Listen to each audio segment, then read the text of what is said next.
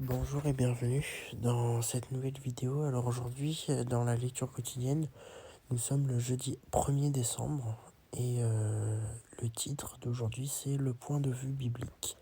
Lisez 1 Jean 5 versets 3 à 12. Pourquoi l'apôtre Jean limite-t-il la vie éternelle à ceux qui sont en Christ? Donc je vous laisse répondre à cette question par vous-même.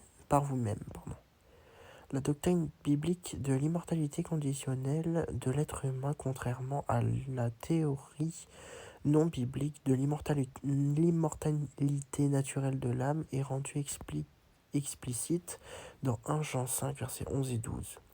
Pour saisir le sens de ce passage important, nous devons nous rappeler que seul Dieu possède l'immortalité et est la seule source de vie. Quand le péché est entré dans le monde par la chute d'Adam et Ève, eux et tous leurs descendants, y compris nous, tombèrent sous la malédiction de la mort physique en perdant le don de la vie éternelle. Mais notre Dieu d'amour mit en œuvre le plan du salut pour que les êtres humains retrouvent la vie éternelle, la vie qui devait être la leur au commencement. Comme l'écrit Paul, en lui, Dieu nous a élus avant la fondation du monde pour que nous soyons saints et irrépréhensibles devant lui. L'apôtre Paul explique que comme par un seul homme, Adam, le péché est entré dans le monde et par le péché la mort. De même, par un seul homme, Jésus-Christ, le don gracieux de la vie éternelle est devenu disponible pour tous les êtres humains. Paul fait ici une référence sans ambiguïté à un Adam littéral par qui vinrent le péché et la mort dans ce monde. On ne peut rien justifier dans la Bible sans un Adam littéral qui, par la transgression, apporta le péché et la mort dans notre monde. Ainsi l'apôtre Jean ajoute « Dieu nous a donné la vie éternelle et cette vie est dans son Fils.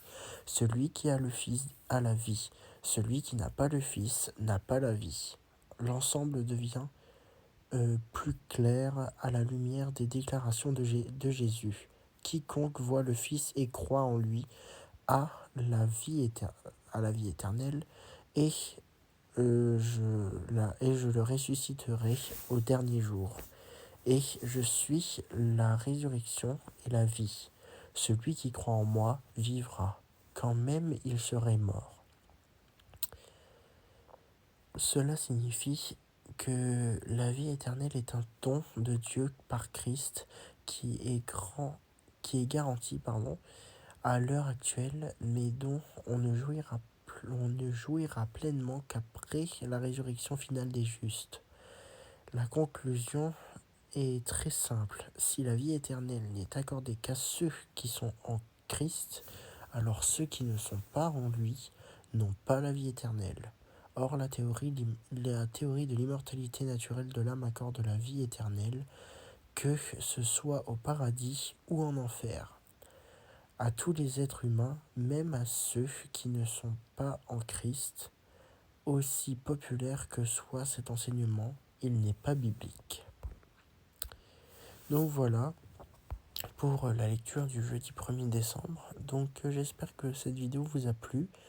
N'hésitez pas à vous abonner et à partager cette chaîne YouTube. Et on se retrouvera demain pour la suite de la lecture quotidienne. Au revoir.